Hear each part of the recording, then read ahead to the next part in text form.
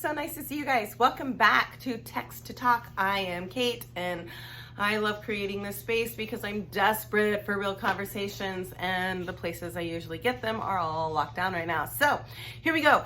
I want to continue our story. We have been going through ancient literature, and in 4 minutes, I give a little bit of a text story, and then we use all that as a launch point so that we can get together and either communicate through comments or hopefully in a video chat so we can actually engage with real people and get to hear everybody else's stories and be inspiring to one another. So we talked about the labeling of our character, who is Ruth from the Hebrew scriptures.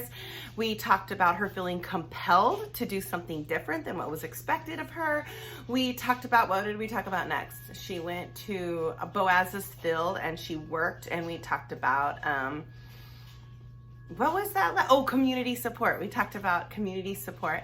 And then today I want to talk about what's happening now in the story. This is the like golden goose of dirty gossip. Okay. Ruth does some stuff that if you did it, at least in maybe in the community you grew up in, your synagogue, your church, your holy place, your whatever, you would have been cut off.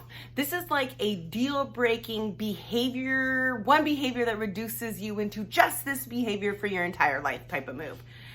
Ruth does a super scandalous thing, and her mother-in-law is in on it. Like, it's her idea. So this is what she says to her. She's like, hey, Ruth, I know that Boaz has noticed you.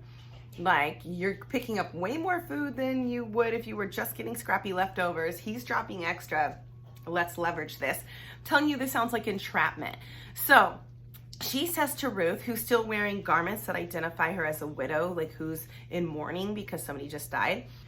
She says, take off your mourning garments. Like, not in the morning, like sad grief mourning. Take off those garments. Put perfume on, and tonight is a very special night because Boaz is going to be celebrating the harvest with all his employees and all of his workers, and he's going to get, I almost had a cuss word, he's going to get inebriated, and I want you to wait until he stumbles into his tent totally full of food, totally full of alcohol, and then I want you to curl up at his feet. I mean, you guys don't even have to know the social context, and you know that's scandalous. Like, you don't just go busting in to some drunk dude's apartment and wait till he falls asleep and then crawl into his bed. That is straight up scandal. You guys, that's in the Bible. If I would have done that in my youth group going, like, they would have had an all-out prayer meeting for me. So Ruth does this, and it works. We don't have any accord that like it works, like they hook up. We have a report that he sends her home before anybody can even recognize who she is in the darkness of the morning. And then he goes and like wants to do this honorably and like marry her or whatever. And I realize when I think about this, and the question I have for you to talk about in our talks to text are, have you ever made a decision that, no joke, that story is scandalous, but it worked, but sometimes people still won't celebrate with you?